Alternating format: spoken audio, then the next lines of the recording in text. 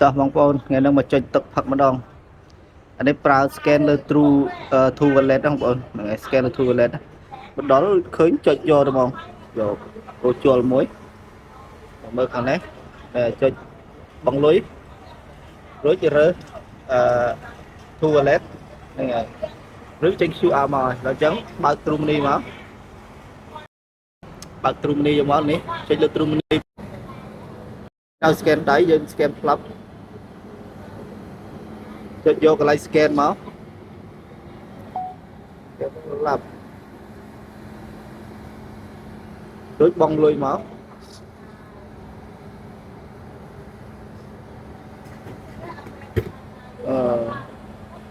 ដូចចូលហើយដល់អញ្ចឹង